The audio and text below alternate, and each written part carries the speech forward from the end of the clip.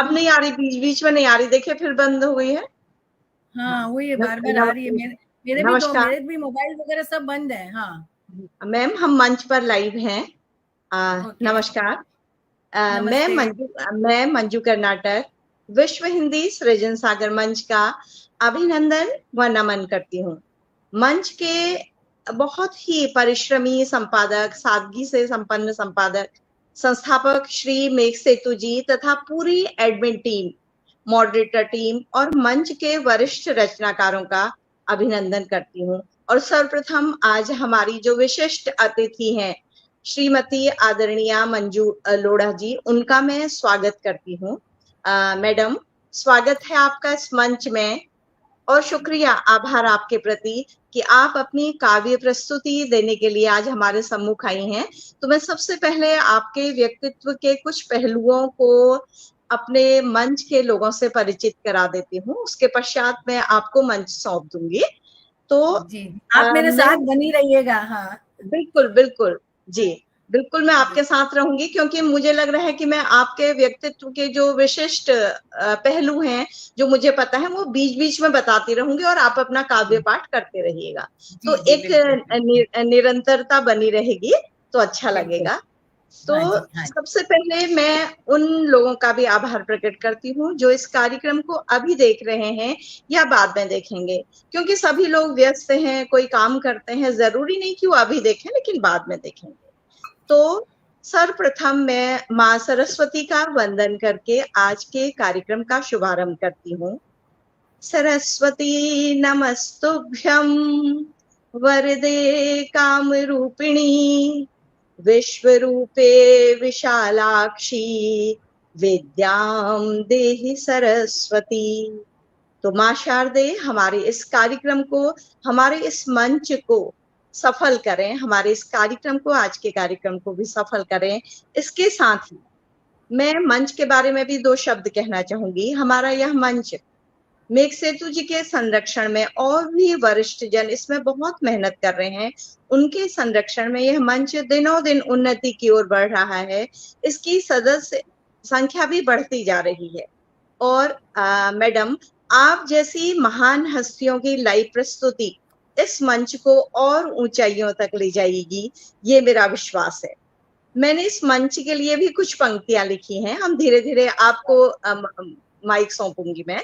तो मंच के लिए है, इस मंच पर विभिन्न संस्कृतियों के संगम होते हैं। इस मंच पर विभिन्न संस्कृतियों के संगम होते हैं। ममता, खुशी, प्रेम, समाज के विभिन्न रंग फैलते हैं।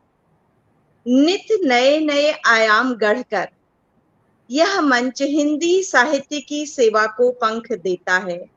मंच का हर रचनाकार अपनी रचनाओं से योगदान दे इस मंच को उन्नति तक ले जाता है। तो फिर मैं आज मंच पर जो हमारे सामने एक विशिष्ट शख्सियत उपस्थित हैं, उनकी तरफ अपनी इस वार्ता को ले जाती हूँ, इस बात को ले जाती हूँ कि आप एक कवि, एक लेखिका, एक वक्ता, एक समाज सेवी, परोपकार में अग्रगण्य एक ऐसा व्यक्तित्व हमारे सामने है जिसे देखकर हम लोगों को बहुत ही प्रसन्नता हो रही है। तो मैडम जी, धन्य हो गया है, बहुत अच्छा लग रहा है हम लोगों को कि आप हमारे साथ हैं। तो धन्यवाद आपका। ऐसे व्यक्तित्व का हमारे साथ होना, जो कि विशेष तौर पर एक राजनीतिक परिवार से जुड़ा हो, एक संपन्न परिवार से जुड़ा हो, और तब भी महिला सशक्तिकरण की तरफ ध्यान दे रहा हो, इससे मुझे बहुत, मैं प्रभावित हुई आपके व्यक्तित्व के बारे में जानकर। तो सर्वप्रथम मैं आपसे अनुरोध करूंगी कि अपनी काव्य यात्रा को आप आरंभ करें और आपके व्यक्तित्व के अन्य पहलुओं को मैं धीरे धीरे सब लोगों के समक्ष रखती जाऊंगी। तो मैम, आप माइक लीजिए, आप मंच लीजिए। जी बहुत बहुत स्वागत है धन्यवाद। आपका। बहुत बहुत आपका धन्यवाद मंजू जी। आप भी मंजू और मैं भी मंजू, ये बहुत अच्छा हो जी गया आज। जी, मंजू प्लस मंजू हो गया आज। मंजू प्लस मंजू हो गया। जी तो मैं विश्व हिंदी सृजन सागर मंच को मैं नमन करती हूँ तथा इनके संस्थापक मेघ सेतु जी, कपूरा राम जी तथा अन्य कार्यकारिणी समिति, सबको मैं हृदय से आभार प्रकट करती हूँ कि आज इन्होंने इस मंच पर मुझे आने का सुअवसर प्रदान किया और अपनी रचनाओं को प्रस्तुत करने का एक सुनहरा अवसर दिया। और मैं हमसे जुड़े हुए सभी श्रोताओं को भी नमन करती हूँ कि किसी भी मंच का इतिहास बनता नहीं, बनाया जाता है। इंकलाब का सैलाब आता नहीं, लाया जाता है। पानी पर लकीरें खींचने वाले तो बहुत मिलेंगे, पर शौणित बहाने वाले विरले ही नजर आते हैं, विरले ही नजर आते हैं। और ऐसा ही है हमारा ये मंच है। मंजू जी, मुझे इस मंच से जुड़कर अति प्रसन्नता हुई, क्योंकि ये हमेशा हमको आगे बढ़ाने के लिए प्रेरित करते हैं। आप देखिए, सब लोग अपने अपने काम से जुड़े हुए हैं। इसके पश्चात भी सबको रोज सर्टिफिकेट देना, सबकी रचनाओं को पढ़ना, उनके लिए प्रशंसा के 2 शब्द कहना बहुत मुश्किल काम होता है। हम लोग 5 या 10 जन के लिए देखते हैं, पढ़ते हैं और टिक कर मार्क कर देते हैं, और ये लोग 400-500 लोगों को किस तरह से पढ़ते होंगे और प्रतिदिन। तो मैं इनके जज्बे को नमन करती हूँ। सही बात, मैं सही कहूँ तो आपको कि बहुत बड़ी बात है। और स्वयं वो लोग शिक्षक हैं, अपना अपना कार्य कर रहे हैं दिन भर, और फिर हम जैसे अनगढ़ लोगों को भी गढ़ रहे हैं कि नहीं, आप भी साहित्य में रुचि लीजिए। और सबसे अच्छा लगता है कि ये हिंदी साहित्य मंच है हमारा, हमारी भाषा को यहाँ पर एक नई ऊंचाई मिलती है, बुलंदी मिलती है कि मुस्कुराती हुई जिंदगानी चाहिए, आज कुछ ऐसी रवानी चाहिए, सारी दुनिया अपनी हो जाती है, बस एक उसकी मेहरबानी चाहिए, एक उसकी मेहरबानी चाहिए।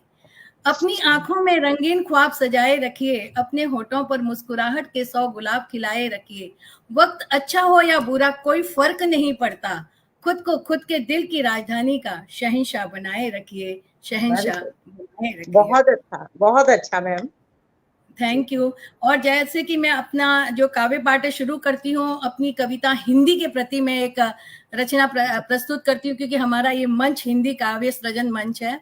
कि मेरी मातृभाषा है हिंदी, पुष्प की अभिलाषा है हिंदी, भारत के सारे प्रांतों को एक धागे में पिरोती है हिंदी। 1000 वर्ष का समृद्ध साहित्य है हिंदी, स्वयंभू का पौम चरित्र, कबीर की वाणी साखी, मीरा का गोपाला है हिंदी। सूरदास की बाल लीलाएं, बिहारी का श्रृंगार रस, रहीम के दोहे सौटे बरवे, संतोष धन है हिंदी। रेदास का चंदन पानी, खुसरो की पहेलियां मुकरिया, नवीन की उर्मिला के गले में तुलसी के पद पिरोती है हिंदी।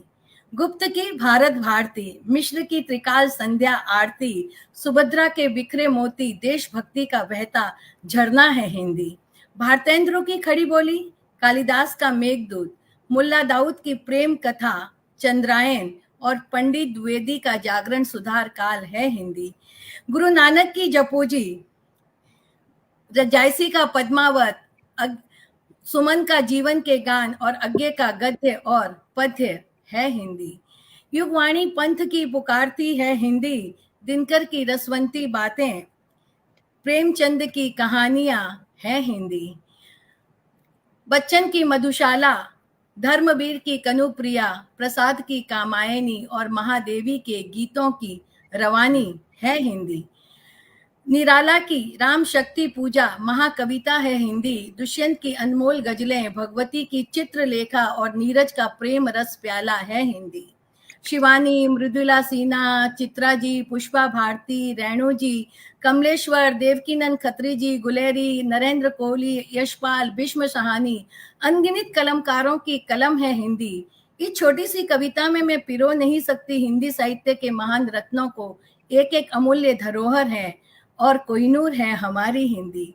सच कहूं तो एक अनुपम वरदान है हिंदी, साहित्य की जान है हिंदी। फिजी, मॉरिशस, मालदीव्स, दक्षिणी अफ्रीका, त्रिनाद और विश्व के 125 विश्वविद्यालयों में बड़े गर्व से पढ़ाई और बोली जाती है हिंदी। ये हिंदी साहित्य उपवन है बड़ा निराला, कभी न मुरझाए ऐसे फूलों का नमन नमन नमन। हमारे माथे की बिंदी है हिंदी, हमारे श्रृंगार का ताज है हिंदी। इसलिए गर्व से कहो कि केवल राजभाषा ही नहीं बल्कि राष्ट्रभाषा भी हो हिंदी, राष्ट्रभाषा भी हो हिंदी। तो ये हिंदी के प्रति बहुत अच्छा, आपके हिंदी के प्रति उद्गार सुनकर बहुत अच्छा लग रहा है मैम। आपने तो जैसे गागर में सागर भरते हैं ना, वो बात कर दी है। अपनी सशक्त वाणी में, मधुर वाणी में आपने संपूर्ण हिंदी साहित्य को जैसे शीशे पर उतार दिया है, ऐसा लग रहा है। बहुत अच्छा लग रहा है, और पूरे हिंदी साहित्य के इतिहास को अपनी इस कविता में बांट दिया है।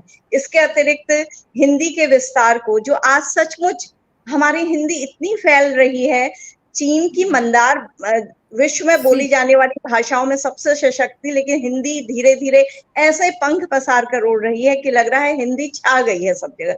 हिंदी गाने, हिंदी फिल्म, हिंदी कविता, और रही सही कसर इन मंचों ने पूरी कर दी है कि मंचों पर उपस्थित होकर सब लोग लिखने लगे हैं, और बहुत अच्छा लगता है। स्त्रियां जो कि घर से बाहर नहीं निकल पाती थी, वो अपने घर के काम के साथ समय निकाल कर लिखने लगी हैं, अपनी जो मन की भावना थी उसको अभिव्यक्त करने लगी हैं, जिसका उनको अधिकार तक नहीं होता था कभी कभी। तो बहुत अच्छा लगता है, और आपने सबको एक कविता में उतार कर रख दिया। धन्य है आपकी प्रतिभा। और मैं आपके प्रति कुछ पंक्तियां बोल रही हूँ, मैं सुनिएगा। है अद्भुत व्यक्तित्व आपका, आप कई गुणों की खान हैं। है अद्भुत व्यक्तित्व आपका, आप कई गुणों की खान हैं।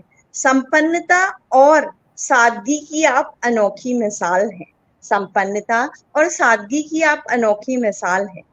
साहित्य के प्रति लगाव रचती सुंदर रचनाएं। साहित्य के प्रति लगाव रचती सुंदर रचनाएं। मंच की प्रिय मंजू जी आज है सबके सामने। मैं नहीं, आप दोनों मंजू हैं। आज समझाना पड़ेगा कि जो सामने हमारे हैं वो मंजू। तो मंच की प्रिय मंजू जी आज है सबके सामने। मैम, बहुत अच्छा लग रहा है आपके एक मुस्कुराते हुए व्यक्तित्व को देखकर, आपकी आवाज को देखकर। इसके अतिरिक्त सहजता और सरलता के अतिरिक्त आपका व्यक्तित्व बहुआयामी है। नारी सशक्तिकरण के लिए आपने छोटी छोटी लड़कियों के व्यक्तित्व विकास के लिए उनकी शिक्षा, उनके स्वावलंबन, उनके स्वास्थ्य के लिए विशेष ध्यान दिया है, क्योंकि यही वो तत्व हैं जिनके आधार पर स्त्रियों का विकास हो सकता है। ये मूलभूत आवश्यकता है। अगर स्वास्थ्य न हो, शिक्षा न हो, तो हम स्त्री विकास की बातें फिर हवा में होती हैं, फिर तो खाली हमने भाषण दे दिया। अगर हम एक भी बालिका को पढ़ाते हैं, एक भी बालिका की मदद करके उसको आगे बढ़ाते हैं, तो हम बहुत बड़ा कार्य कर रहे हैं। आप तो इसको एक बल्क में कर रही हैं, बहुत लोगों के लिए कर रही हैं, तो ये बहुत खुशी की बात है। तो इस तरह से मंजू जी, मुझे लगता है कि हम जो विमेन एम्पावरमेंट की बात करते हैं ना, ये सही मायनों में तभी होता है जब एक महिला दूसरी महिला का हाथ पकड़कर उसको आगे ले जाए ना, तो वही वुमेन एम्पावरमेंट है। नहीं तो सिर्फ बातें रह जाती हैं कि हम सिर्फ बोल देते हैं लेकिन करते कुछ नहीं है। सही मायनों में करना चाहिए। हाँ, बिल्कुल। कभी कभी आपने भी देखा होगा, हमने भी देखा होगा कि महिलाएं ही महिलाओं के रास्ते में आड़े आती हैं, उनको पढ़ने नहीं देती हैं, या मजबूरी थी समाज के सामने उनकी अस्मिता बचाने की, मध्ययुगीन समाज में जो भी रहा हो। लेकिन ये जो अभी भी जो मस्तिष्क की गुलामी है स्त्रियों की, वो गई नहीं है अभी। हम दो स्त्रियों को देखकर, मुट्ठी भर स्त्रियों को देखकर ये नहीं कह सकते कि समाज में स्त्रियां स्वतंत्र हैं। बल्कि मैं तो मंच से एक बार मैंने और कहा है, जो पुरुष दूसरी स्त्रियों को स्वतंत्रता देते हैं, वाहवाही करते हैं उनकी, क्या वो अपने घर में स्त्रियों को स्वतंत्रता देते हैं? नहीं, बिल्कुल सही बात है। नहीं देते हैं। ये प्रश्न मैं उन लोगों से सबसे पूछना चाहती हूँ जो दूसरों की स्त्रियों को स्वतंत्र देखकर वाहवाही करते हैं या कहते हैं कि हम स्वतंत्र हैं, हमारी स्त्रियां आगे बढ़ रही हैं। तो ऐसा है नहीं। और विश्व के तौर पर भी, अभी मैं एक लेख पढ़ रही थी जिसमें विश्व के तौर पर भी स्त्रियों को काम के मामले में भी पुरुषों से कम वेतन दिया जाता है पूरे विश्व में। ये असमानता देखी जाती है। तो धीरे धीरे ये असमानता मिट रही है, निराश होने की बात नहीं है, ये असमानता मिट रही है। तो मैडम, आपने ये बात कही है तो मैं इसी पर एक कविता कह देती हूँ आपको। वेरी गुड, बढ़िया। मैं आपको आमंत्रित करने ही वाली थी कि अब आपकी बारी है काव्य पाठ करने की, तो कृपया मंच पर आइए, स्वागत है आपका। जी बिल्कुल। तो मैं एक नारी हूँ, सदियों से अपनी परंपराओं को निभाया है, उसके बोझ को अकेले ढोया है। इस पुरुष प्रधान समाज ने हरदम हमें दोयम दर्जे पर रखा है, अपनी ताकत को हम पर आजमाया है। पर अब मुझे दूसरा दर्जा पसंद नहीं, मैं अपनी शर्तों पर जीना चाहती हूँ, हक और सम्मान के साथ रहना चाहती हूँ। मेरी सहृदयता को मेरी कमजोरी मत समझो, मैं परिवार को न संभालती, बच्चों की परवरिश न करती, बुजुर्गों की सेवा न करती, पति को स्नेह और प्रेम न देती, तो क्या आज ये समाज जिंदा रहता? मैं कोमल हूँ पर कमजोर नहीं, और कमजोर होती तो क्या ये नाजुक कंधे हर चला पाते? पहाड़ों की उतार चढ़ाव पर काम कर पाते? घर और बाहर की दोनों दुनिया क्या ये संभाल पाते? मेरे त्याग को तुमने मेरी कमजोरी समझ लिया, घर परिवार बचाने की भावना को मेरी मजबूरी समझ लिया। अगर नारी पुरुष के अहम को न पोसती तो पुरुष आज कहाँ होता? अगर वो पुरुष की बाहरी दुनिया के परेशानियों को न हरती तो पुरुष आज कहाँ होता? हमें तो परमात्मा ने अपने गुणों से रंगा है, अपनी भावनाओं से हमें गढ़ा है, इसलिए हम तो सिर्फ और सिर्फ कल्याण करना चाहती हैं। इस अरे क्या हो गया? आवाज आ रही है आपको मेरी? हाँ आवाज हाँ आ हाँ, रही है? बिल्कुल आ अच्छा, रही मेरा है। फोटो छुप गया, 1 मिनट, हाँ कुछ आ गया। नहीं, हाँ कोई बात नहीं, कोई बात नहीं। हाँ मैं तब तक हाँ आपके बारे में बोल देती हूँ, थोड़ा सा बीच में बोलूं हाँ, क्या? नहीं आ गया, आ गया। हाँ हाँ हाँ, वही अच्छा, मैंने ठीक कहा है, ठीक बीच है, में कोई बता नहीं, वो दिया। हाँ डिवाइस कभी कभी डिम वो हो जाता है, ऑफ हो हाँ, जाता हो है जी। जाता है। इसलिए जी। पुरुष से कहीं कहीं पायदान ऊंची होकर भी उसके सामने नतमस्तक हो जाती हैं। झगड़ना हमें पसंद नहीं, इसलिए हम सिर्फ और सिर्फ स्नेह, ममता, प्रेम बांटती हैं। फिर कहूंगी, इसे हमारी कमजोरी मत समझो, घर बचाने की आधारशिला समझो। मुझे बिल्कुल पसंद नहीं कि जिस घर को मैंने अपने खून से सींचा उस पर मेरा अधिकार ही नहीं, यहाँ तक कि नाम पट्टिका पर भी मेरा नाम नहीं। घर अब हम दोनों का साझा होगा, नाम पट्टिका पर मेरा भी नाम होगा, और अगर बिल्कुल। तुमको ये पसंद नहीं है तो सिर्फ और सिर्फ मेरा ही नाम होगा। मुझे ये पसंद नहीं कि मैं अपनी मर्जी से कहीं आ जा न सकूं, अपनी पसंद का भोजन न कर सकूं। अब मैं भरपूर पल पल जीना चाहती हूँ, हवाओं में उड़ना चाहती हूँ, सारे बंधन को तोड़कर मुक्त आकाश में पक्षी की तरफ उड़ना चाहती हूँ। न अब कोई जंजीरों की बेड़ियां। परिवार की जिम्मेदारियों के साथ साथ अब अपने प्रति जिम्मेदारी निभाना चाहती हूँ। खुद की मन पसंदा बनकर, खुद की पीठ थपथपाकर हरदम खुश रहना चाहती हूँ।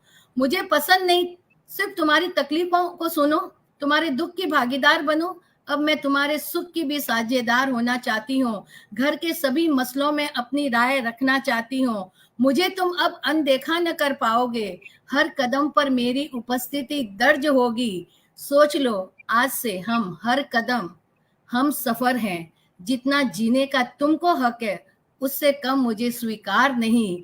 युद्ध क्षेत्र से लेकर आसमानी यात्रा में हमने अपना परचम लहराया है, अपनी बुद्धिमता का लोहा मनवाया है। किसी से हमारा कोई मुकाबला नहीं, क्योंकि हम किसी से कम नहीं, हम किसी से हम कम किसी नहीं। से कम नहीं। बहुत अच्छा, बहुत सुंदर। आपकी सशक्त आवाज को देखकर लग रहा है जैसे सच में स्त्रियां सभी कल्पनाओं के पंख लगाकर, शक्ति के पंख लगाकर, शिक्षा के पंख लगाकर आसमान में उड़ रही हैं, और वास्तव में आज हो रहा है। आपने बहुत अच्छी बात कही कि हम नारी हैं, हमें दूसरे दर्जे का नागरिक होना बिल्कुल पसंद नहीं है। बिल्कुल, हाँ, पुरुष की भी जो उन्नति में जो हमारा सहयोग है उससे पुरुष आगे बढ़ रहा है। और आपने बिल्कुल। एक और बात कही कि मेरी सहृदयता को मेरी कमजोरी न समझे। वास्तव में हम लोग या स्त्रियां, हम प्रतीक है उन स्त्रियों का। हम तो 2 स्त्रियां हैं, हमने ये गृहस्थी बनाई है, हमने बच्चों का पालन पोषण किया है, तो हमें अब दोयम दर्जे का नागरिक होना पसंद नहीं है। नहीं, हम कंधे बिल्कुल से नहीं। कंधा मिलाकर तो चलना चाहती हैं, लेकिन पददलित होकर नहीं चलना चाहती हैं। और बिल्कुल, सच में बिल्कुल। कुछ स्त्रियों को देखकर मैं फिर कहूंगी कि कुछ स्त्रियों को ये हक है आज परिवार में। हम बोल सकते हैं, लेकिन कुछ स्त्रियों को बोलने का भी हक नहीं है। घूंघट के अंदर से उन्होंने अभी दुनिया देखी ही नहीं है, उन्होंने अधिकार उन्हें पता ही नहीं है, शिक्षा उन्हें पता ही नहीं है। तो बिल्कुल पुरुष सही में जो बात है। अहम है, पुरुष में जो अहम है, पुरुष में जो पद है, वो भी नारी ने ही पोषित किया है। आपकी ही कविता का अंश है। मुझे बहुत बिल्कुल, अच्छा लगा। और एक और पंक्ति कि मैं मुक्त आकाश में उड़ना चाहती हूँ, क्योंकि मैं हमेशा से ही, मेरे भी विचार ऐसे ही रहे हैं। कभी कभी हम लोग अभी भी डिस्कस करते हैं अपनी माँ से कि बचपन में कितना दूसरे घरों में या कहीं घरों में, हमारे घर में ऐसा कुछ नहीं था, हमें पढ़ाया गया, लेकिन दूसरे घरों में स्त्रियों की, लड़कियों की शिक्षा ही रोक दी जाती है, किसी के बिल्कुल, नाम पर, बिल्कुल, सुरक्षा के नाम पर या किसी नाम पर। तो मंजू जी, मैं आपके व्यक्तित्व के अन्य पहलुओं को उजागर करती हूँ, फिर आपको आमंत्रित करती हूँ। तो साहित्यिक, सामाजिक, सांस्कृतिक क्षेत्रों में भी आपने अनगिनत कार्य किए हैं। आपके बहुआयामी व्यक्तित्व से यह मंच परिचित होगा, यह हमारे लिए बहुत ही खुशी की बात है, बहुत ही गर्व की बात है। आप लोढ़ा फाउंडेशन की अध्यक्ष हैं, विख्यात न्यायविद और सांसद श्री गुमानमल लोढ़ा जी की बहू हैं। कहीं पर मेरे से त्रुटि होगी तो आप बता दीजिएगा, जी करेक्शन कर बिल्कुल दीजिएगा। बिल्कुल बिल्कुल ठीक है। बिल्कुल, हाँ जी हाँ। जी और लोकप्रिय समाज सेवी श्री किशोरमल जी लुंकड़ भीनमल की बेटी हैं। और मुंबई के मालाबार हिल के विधायक एवं मंत्री श्री मंगल प्रभात दोड़ा जी की धर्मपत्नी हैं। एक कुलीन और संपन्न परिवार की होते हुए भी सादगी और साहित्य के प्रति रुचि होना आपके व्यक्तित्व की एक खासियत है, जो एक विशिष्टता है। मतलब अगर मैं देखूं तो मैंने देखा है कि थोड़ा पैसा हो जाता है तो लोग क्लब में टाइम वेस्ट करने लगते हैं, या इधर उधर फैशन शो में जाने लगते हैं, या किसी और तरह के शौक होते हैं। लेकिन साहित्य के प्रति रुचि होना आपके व्यक्तित्व को एक चमकते सितारे की तरह आयाम देता है। तो फिर मैं आपसे अनुरोध करूंगी कि मैं आपके व्यक्तित्व के अन्य पहलुओं को बाद में उजागर करूंगी, ताकि हमारे जी दर्शक भी देखते रहें और आपके काव्य पाठ का भी आनंद लेते रहें। तो मंजू जी, मैं बिल्कुल आपको फिर से आमंत्रित करती हूँ बिल्कुल कि आप अपना काव्य पाठ जारी रखें। बिल्कुल स्वागत मंजू है जी, आपका। आपका बहुत बहुत धन्यवाद करती हूँ। आपने बहुत सुंदर मेरा परिचय भी दिया है। लेकिन मंजू जी, मुझे जब भी मैं परिचय की बात आती है ना, मुझे बच्चन जी की 4 पंक्तियां याद आ जाती हैं जी कि मिट्टी का तन और मस्ती का मन, क्षण भर मेरा जीवन यही मेरा परिचय। मुझको न बिल्कुल ले सके बिल्कुल धन बिल्कुल। कुबेर दिखलाकर अपना ठाट बाट, मुझको न ले सके निप्रति मोल दे माल खजाना राजपाट। अमरों ने अमृत दिखलाया दिखलाया अपना अमर लोक, मगर मैंने दोनों को ठुकराया रखकर अपना उन्नत ललाट। बिक मगर गया मैं मोल बिना, जब आया मानव सरस हृदय, जब आया मानव सरस हृदय, बिल्कुल। मिट्टी का तन और मानवता, मस्ती का मन। मानवता सबसे बड़ा गुण है, तो वो उसके बिल्कुल अंदर बिल्कुल दिखाई दे रहा है। आपके हर एक्शन से, हर शब्द से वो टपक रही है मानवता। तो बहुत अच्छा लग रहा है आपके साथ बात करते हुए, मुझे अच्छा लग रहा है। मैं जी अक्सर आप। कहती हूँ कि ना सफारी में नजर आई ना फरारी में नजर आई, जी जो खुशी बचपन की सखियों के संग साइकिल बिल्कुल की सवारी में नजर आई, बिल्कुल साइकिल की बिल्कुल। सवारी में नजर आई। तो यही एकदम। जीवन है हमारा। जी तो अब मैं आपको है ना, मैंने पहले सोचा था, मैंने जी एक बनाया था कि जर्नी ऑफ लाइफ है ना, मैंने जी सोचा था कि इस जी तरह से बात जी। करूंगी। तो अब मैं हाँ जी। कुछ रचनाएं अपनी भी पढ़ सकती हूँ, कुछ रचनाएं जो मुझे प्रिय हैं औरों की, मैं उसको भी हाँ पढ़ना बिल्कुल चाहती हूँ। बिल्कुल हाँ, बिल्कुल, तो स्वागत है आपका। तो मैं आपको स्वागत। कि जीवन एक बहती नदी है, प्रवाहमान धारा है, इसका सतत क्रम चलता ही रहता है। जीवन सरिता के 3 मोड़ होते हैं, बचपन, युवावस्था और वृद्धावस्था। इसमें से हमें सबसे प्रिय होता है बचपन। बचपन की याद आते ही स्मृतियों के अरण्य में खलबली सी मच जाती है और घटनाओं के हिरणों के झुंड हमें दौड़ते हुए दिखाई देने लगते हैं।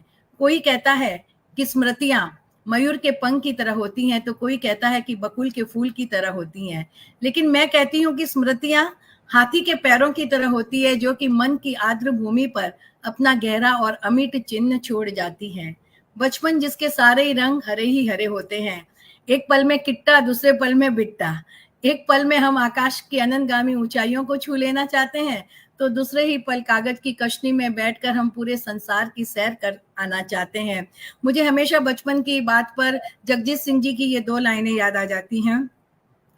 ये दौलतें भी ले लो, ये शोहरतें भी ले लो, भले छीन लो मुझसे मेरी जवानी, मगर मुझे को लौटा दो बचपन का सावन, वो कागज की कश्ती, वो बारिश का पानी, वो कागज की कश्ती। के सांजन के पेड़ पर लगी सांजन की फलियां और मन के आंगन में उठी स्मृतियों की फूल जड़ियां। मशीनी युग के बहुत पहले वो परियों का संसार, पुआल के ढेर पर बैठे पैर पसार, वह धान का कटना, वो मुर्गे की कुकड़ू कू, वो कोयल की कुहू कू, वह नदियों की कल कल, वह बैलों के गले में बंदी घंटी की टिन टिन, वह चूड़ियों की खनक, आहा नैसर्गिक संगीत से सजे वे सुनहरे दिन। वह मिट्टी की भट्टी, भट्टी पर सिकी गर्म नर्म रोटी, भूख की चटनी से सजी अमृत जैसी लगती, थके हारे आते चारपाई पर लेटते, आसमान को तकते और पलक झपकते ही मीठे सपनों के संसार में खो जाते। वह इमली का चुराना, वो गुड़ की पूरी भेली का खा जाना, वह गायों की पीठ पर सवार होकर खेतों खलियानों में जाना, वह नदियों झरनों के शीतल जल में नहाना, वो पेड़ों पर चढ़ना, वह चोट लगने पर बछड़े के मुंह का फैन लगाना, वो पैदल स्कूल जाना, मास्टर जी की डांट खाना, वह बारिश के मौसम में छतों से पानी का टपकना, वह सखी सहेलियों के संग हंसी के गोल गप्पे उड़ाना। क्या संभव है उन अद्भुत दिनों का वापस आना, उन अद्भुत दिनों का वापस आना, कि वह माँ बाप की आंखों के हम तारे, वह भाई बहन का निश्चल प्यार, वो रूठना, वो मनाना, वो छोटे छोटे घरौंदे बनाना, वो एक ही थाली में मिल बांट कर खाना, न तेरा न मेरा सब कुछ अपना। गर्मियों की वो छुट्टियां, वो गांव जाना, वो नानी का घर, वो बड़ा सा आंगन, वो बरगद की छांव, वो निम्बोली का झाड़, वो गली गली घूमना, गुली डंडा खेलना, प्यास लगने पर बर्फ की आइसक्रीम खाना, सांझ ढले भोजन, लालटेन की रोशनी, क्योंकि उस समय लाइट नहीं हुआ करती थी गांवों में, तो गर्मियों के दिन भी बड़े सुनहरे लगते थे, पूरा कुनबा साथ जाया करता था। कि वो सांझ ढले भोजन, लालटेन की रोशनी, मंदिरों की घंटियां, इकट्ठे होना, हंसना, हंसाना, शोर मचाना, डांट खाना, आंखों में आंसू लाना और फिर हुल्लड़ मचाना, वह पानी से ठंडा होता हुआ आंगन, वह कतार से लगते हुए बिस्तर, वो नानी को घेरना, वो राजा रानी की कहानियां सुनना, वो परियों से मिलना, कितना अपना आत्मिक सुख था। गर्मियों की वे लंबी रातें कितनी छोटी लगती थी, पर अब न नानी है, न राजा रानी की कहानी है। आंगन तो वही है, पर न वो शोर है, न वो हुल्लड़ है। अब गर्मियों में पहाड़ी स्थल, सिमरते परिवार, एयर कंडीशन कमरे, बरगद का वो बुढ़ा पेड़ अपनी सूखी हरी टहनियों को समेटे हमें हवा देने अब भी हमारा इंतजार कर रहा है, अब भी हमारा इंतजार कर रहा है। तो ये गांव में हम जाया करते थे। और मंजू जी एक बात बताऊं कि आज जीवन में जो भी हूं ना, कि बचपन में जब गांव जाते थे तो छत पर सोते थे, गर्मी बहुत होती थी ना, आसमान को तकते थे, तो एक दिन माँ ने देखा और बोली बेटा क्या कर रही हो। मैंने कहा माँ आसमान में चमकते हुए तारे देख रही हूँ।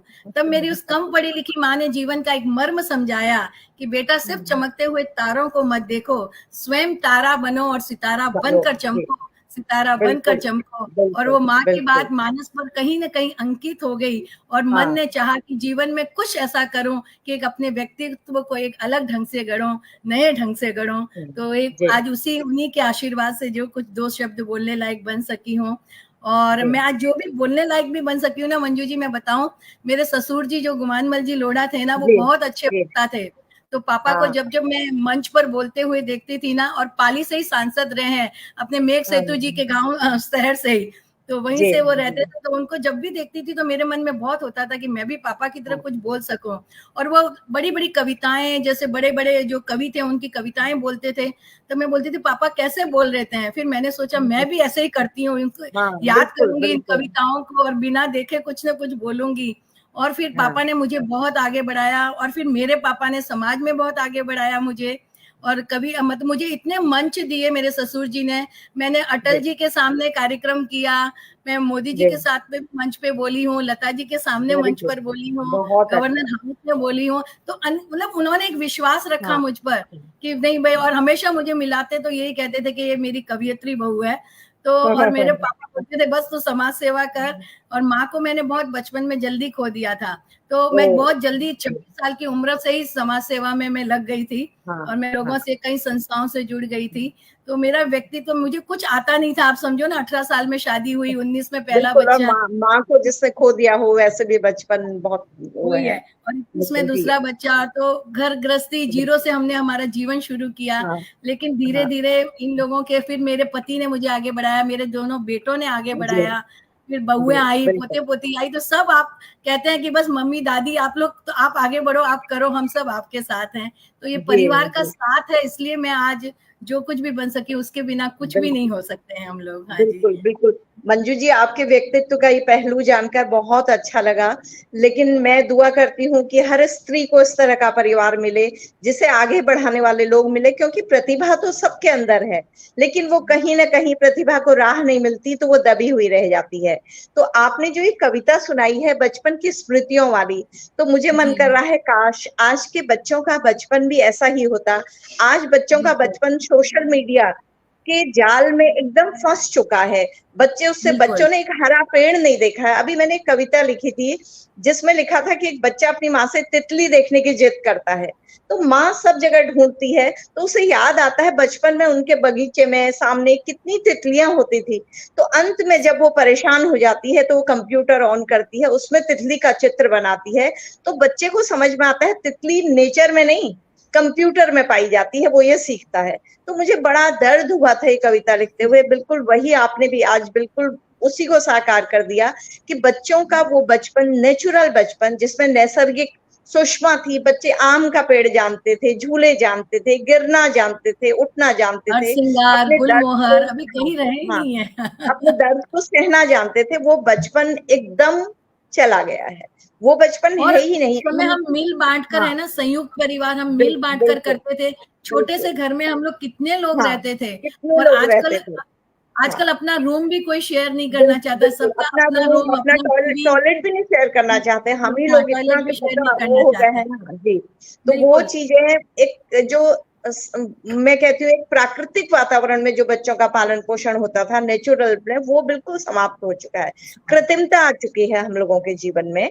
तो इसके अतिरिक्त मैं बिल्कुल। आपका थोड़ा और परिचय भी देना चाहूंगी कि आप महाराष्ट्र हिंदी साहित्य अकादमी की उपाध्यक्षा हैं, केंद्रीय फिल्म प्रमाणन बोर्ड की सदस्य भी हैं, आपके द्वारा लिखी गई अनेक पुस्तकें हैं, और उन पुस्तकों में से आप सबसे अधिक महत्व देती हैं उस पुस्तक को जिसमें आपके द्वारा सैनिकों को श्रद्धांजलि दी गई है। नाम है Paramvir a war diary. Am I right?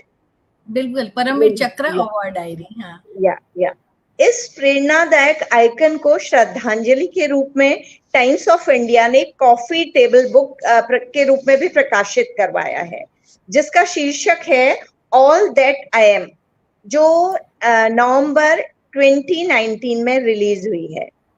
तो आपके नाम बहुत सारे पुरस्कार हैं, बहुत सारी चीजें हैं, तो उनको मैं आगे फिर बताती हूँ अपने दर्शकों को या अपने मंच के लोगों को।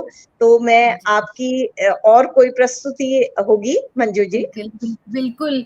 मैं जी मतलब जैसे कि हम बचपन का पड़ाव पार कर चुके हैं, जब हम थोड़े हाँ बड़े होते हैं तो जी हम लोग कुछ करना चाहते हैं, अपना हाँ नाम जी हवाओं में अपना नाम लिखना चाहते हैं, बिल्कुल परिस्थितियों के सिर पर पैर रखकर हम हिमालय को छूना चाहते हैं कि बिल्कुल गगन के इन सितारों में सितारा एक मेरा भी, तिमिर के भाल से ऊंचा एक सहारा मेरा भी, इसी विश्वास पर मैं आंधियों में नाव खेती हूँ कि मुझे नौका मिली है तो एक किनारा मेरा भी, एक किनारा मेरा भी। तो मैं सभी लोग आज के बच्चों से और सबसे कहना चाहती हूँ कि छोटी छोटी कठिनाइयां आए उससे घबराना नहीं चाहिए, हमें जीवन का सामना करना होगा। हमें इतिहास सिर्फ हमें पढ़ाया जाता है, हमें इतिहास गढ़ना सिखाना होगा कि बच्चे गणना नया होगा। इतिहास पढ़ें। और हम जब बिल्कुल इतिहास कब गढ़ेंगे, जब हमारे सामने कोई ऐसा एक लक्ष्य होगा जहां तक पहुंचने के लिए हम जो हमें बाध्य करे कि हम रोज थोड़ी देर ज्यादा जगें, रोज सुबह थोड़ा जल्दी उठें और इसके बीच बिल्कुल के हर जो पल है उसको जोश की प्रबलता के साथ भरें, तब हम इतिहास बनाएंगे।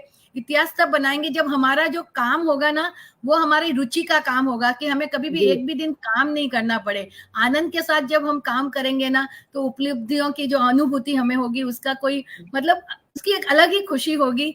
हेलन बिल्कुल केलर का हमेशा कहा करती थी कि हाँ अगर हाँ उल्लंघन के लिए रेखाएं न होती, पार करने के लिए सीमाएं न होती और तोड़ने के लिए बाधाएं न होती, तो जीवन में किसी आनंद की तरह मिलने वाले पुरस्कार में कहीं ना कहीं कमी अवश्य रहती। तो जो मतलब कठिनाइयों के बाद जो हमें मिलता है ना उसकी खुशी कुछ अलग ही होती है।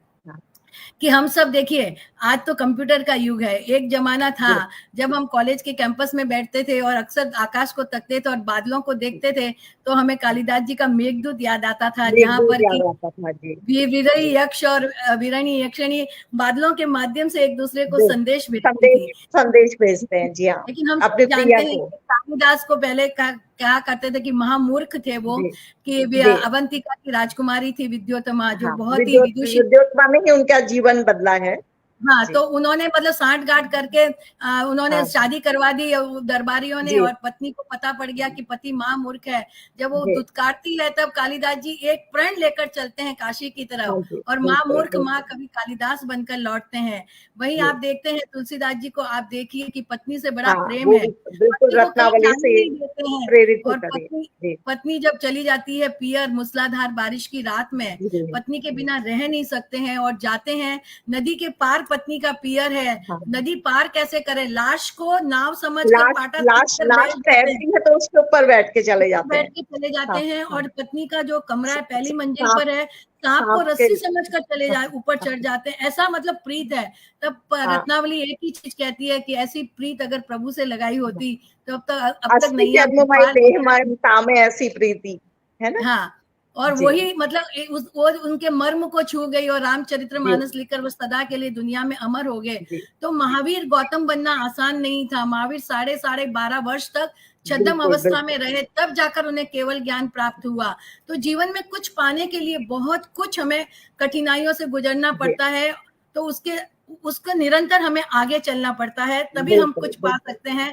कि जीवन में हाँ के छूकर के पाषाणों को जो भगवान बना लेते हैं, जी विधि के निष्ठुर अभिशापों को जो वरदान बना लेते हैं, वही वीर होते हैं जो विपत्ति में भी उल्लास लिए चलते हैं और सांस सांस में नव जीवन का नव इतिहास लिए चलते हैं। तो ये एक होता है कि हम कुछ बने, आगे बढ़ते बिल्कुल जाइए, बिल्कुल जीवन में बिल्कुल, कभी डरिए मत। बस मैं सबसे यही कहना चाहती हूँ। और जी सुनने वाले सभी श्रोताओं को भी मैं अपने पुनः एक बार नमन करती हूँ, नमस्कार जी करती हूँ। हमें यहाँ पर मंच पर आपके नाम नहीं दिख रहे हैं, इसलिए मैं आपके नाम नहीं ले पा रही हूँ, लेकिन आप सभी जो भी जुड़े हैं उनको मैं हृदय से धन्यवाद करती हूँ कि अपना अमूल्य समय निकाल कर आप हमारे साथ जुड़े हैं। जी मंजू हाँ। जी। हाँ तो जी मंजू जी, आपको कई पुरस्कार भी मिले हैं, जिनमें से जी मुंबई रत्न पुरस्कार है, राष्ट्र शक्ति पुरस्कार है, उड़ान रत्न पुरस्कार है, महाराष्ट्र रत्न पुरस्कार भी है। और इतनी उपलब्धियों के बाद भी आप जमीन से जुड़ी हुई एक सामाजिक सेवक हैं, समाज के लिए बहुत से कार्य कर रही हैं। आपको इतनी उपलब्धियों के पश्चात भी, संपन्नता के पश्चात भी आप विश्राम लेने वाली नहीं है, आराम लेने वाली नहीं है, निरंतर आगे बढ़ रही हैं। और जिस तरह से आप इस समय मंच में सब लोगों को प्रेरित कर रही हैं, बच्चों को प्रेरित कर रही हैं, वास्तव में आपने जो बात कही कि बिना कांटों से लहूलुहान हुए जब पैर हम आराम से आगे चलते हैं तो सफलता नहीं मिलती है। जब हमारे बिल्कुल पैर लहूलुहान होंगे, हमें दर्द महसूस होगा, तभी हम दूसरे के दर्द को समझेंगे, मानवता के लिए कुछ कार्य कर पाएंगे और अपने जीवन के लिए भी आगे बढ़ने के लिए कुछ कर पाएंगे। तो आज बिल्कुल मंजू जी, आप आज देखिए भी एक जी बहुत जैसे कि है ना, एक बहुत अच्छा रास्ता है। आपके जी जूते भी बहुत अच्छे हैं, लेकिन अगर जी आपके जूते में एक भी कंकड़ है ना, तो आप दो हाँ चार कदम हाँ, चलकर रुक जाएंगी। बिल्कुल बिल्कुल और बिल्कुल, कितना भी रास्ता उबड़ खाबड़ हो, जूते हाँ साधारण हो, लेकिन जूते हाँ, सही हैं तो आप सही है, कितने भी मतलब उस पे चलकर बिल्कुल मीलों चल सकती हैं। तो हम बिल्कुल अपनी बिल्कुल, बाहरी कठिनाइयों से नहीं हारते हैं, हम अपने मन की कमजोरियों से हारते हैं। तो उस मन की कमजोरियों पे कमजोरियां, काबू पाना बहुत जरूरी है। मन के हाँ, हारे हार है, मन के जीते मन जीत। के जीते तो जीत है। हमेशा हाँ हम मन से मजबूत हों, हमारा व्यक्तित्व तभी बनता है जब हम मन से मजबूत हों। तो क्या बिल्कुल आप एक कविता और प्रस्तुत करना चाहेंगी? फिर हमारा बिल्कुल समय भी हो रहा है। जी बिल्कुल बिल्कुल। मैं एक करती हूँ कि हाँ, मैं कुछ कुछ पुराने ख्यालों की हूँ, क्योंकि मुझे अपनी संस्कृति से प्यार है। रोज यार, सुबह उठकर ईश्वर के दर्शन करती हूँ, उनके चरणों में वंदन करती हूँ। माता पिता सास ससुर की तस्वीर के आगे सिर झुकाती हूँ, उनसे आशीर्वाद मांगती हूँ। हाँ, मैं कुछ कुछ पुराने ख्यालों की हूँ। बड़ों से बहस करना मुझे पसंद नहीं, उनकी बातें ध्यान से सुनती हूँ। अगर कोई बात अच्छी नहीं लगती तो उन्हें आराम से बाद में बिठाकर समझाती हूँ, पर बेवजह बहस नहीं करती। हाँ, मैं कुछ कुछ पुराने ख्यालों की भी हूँ। किसी जी भी तरह के नशे की गुलाम नहीं। शराब पीना मेरे नया ख्यालात का प्रतीक नहीं। मेरे विचार मेरी सोच नए जमाने की है।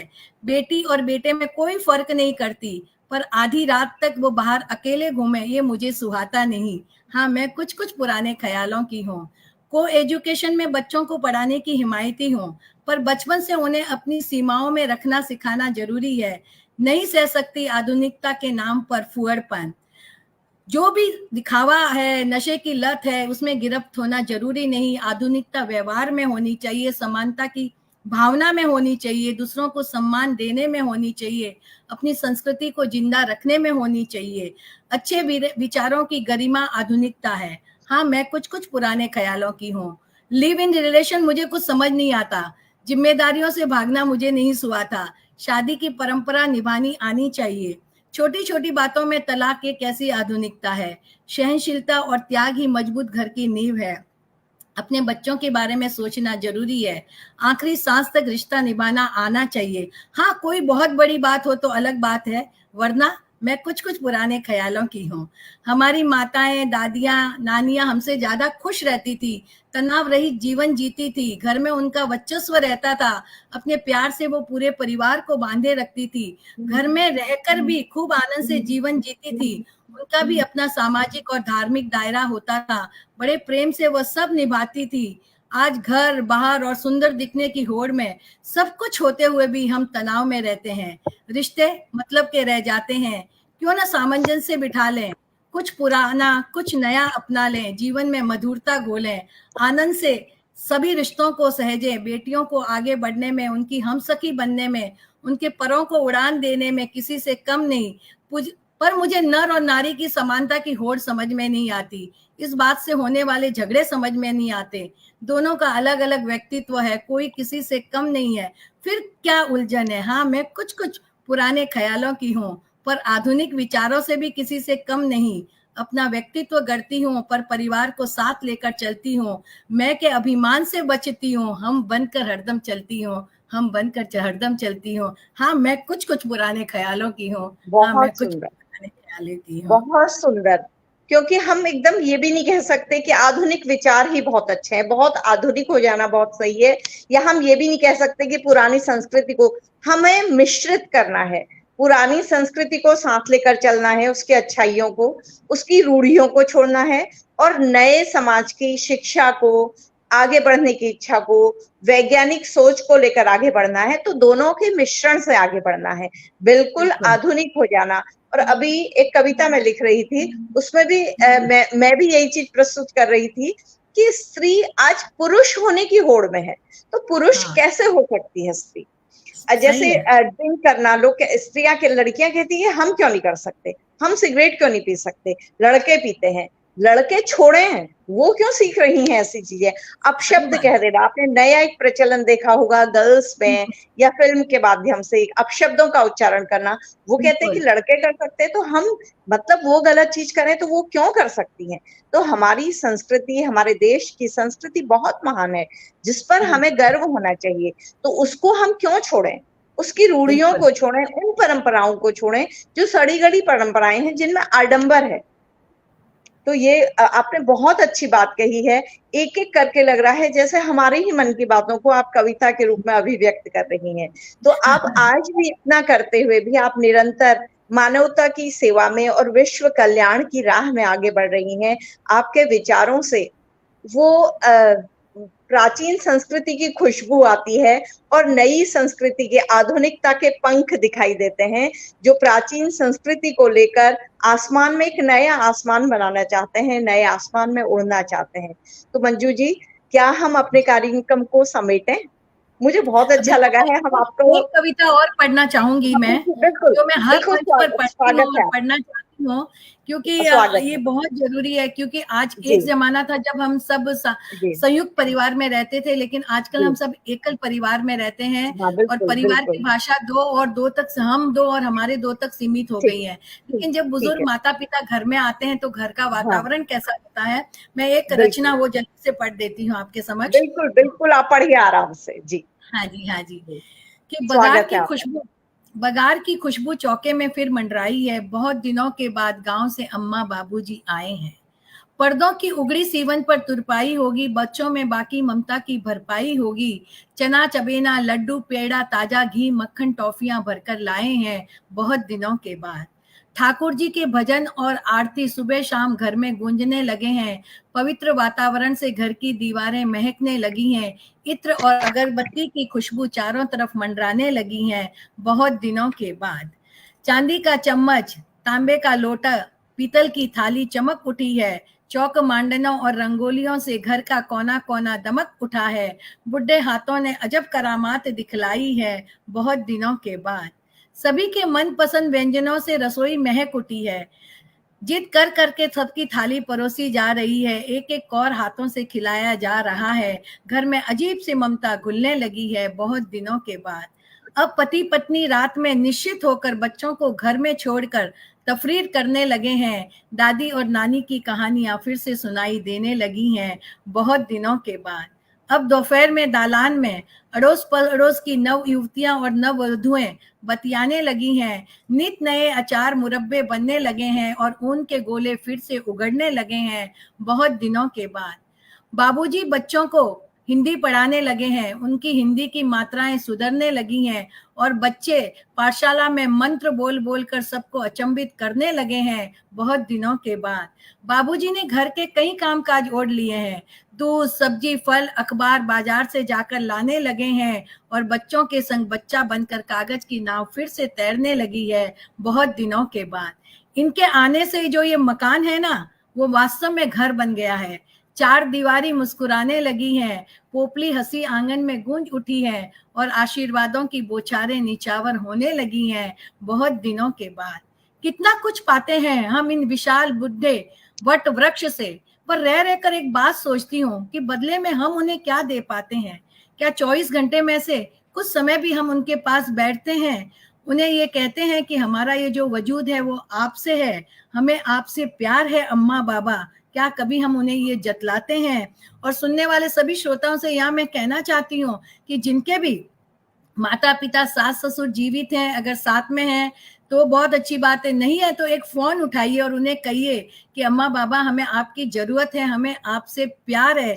देखिए उन आंखों से जो आशीर्वाद निकलेंगे ना, वो भगवान से भी टाले नहीं जाएंगे। उन्हें हमसे कुछ भी नहीं चाहिए, जीवन भर उनका हाथ ऐसे ही रहा है, वो सिर्फ हमसे थोड़ा सा सम्मान चाहते हैं, थोड़ा सा समय चाहते हैं। क्यों युवाओं को ये बुढ़े हाथ नहीं सुहाते? कल इन्हीं की उंगली पकड़कर तो हमने चलना सीखा था, इन्हीं के कांधों पर चढ़कर तो हमने ये दुनिया देखी थी। कल समय का चक्र हम पर भी तो उम्र के निशान छोड़ेगा और तब हम भी अकेले हो जाएंगे, क्योंकि जैसा बोएंगे ना वैसा ही पाएंगे। इस बार लड़का सोचता है कि माँ बाबा आए हैं तो उनसे कह दूं कि आप अभी मत जाओ, बस जीवन भर आपके ममता में आंचल में गुजारना चाहता हूँ, लेकिन कह नहीं पाता और बेबसी के 4 आंसू बहाता है। तब मैं उनकी पत्नियों से कहती हूँ कि अपने पति को बेबसी के ये 4 आंसू मत बहाने दो, तुम्हारे भी बुढ़े माता पिता हैं और अगर तुम्हारे भाई भाभी भी उनके साथ वैसा ही व्यवहार करेंगे तो कैसा लगेगा।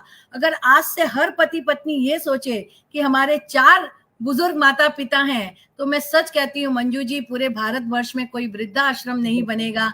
और यही हमारी संस्कृति है, यही हमारी परंपरा है कि घर के बाहर बुजुर्गों के चप्पल भी पड़े होना तो किसी की बुरी नजर डालने की हिम्मत नहीं होती कि पेड़ लाख बुढ़ा सही, उसे काटो मत, आंगन में रहने दो, फल नहीं तो छाया जरूर देगा। और वैसे ही बुढ़े माता पिता भले ही आज कमा कर नहीं ला रहे हो, लेकिन जो संस्कार वो हमारे बच्चों को देंगे वो दुनिया में कोई और नहीं दे सकता है।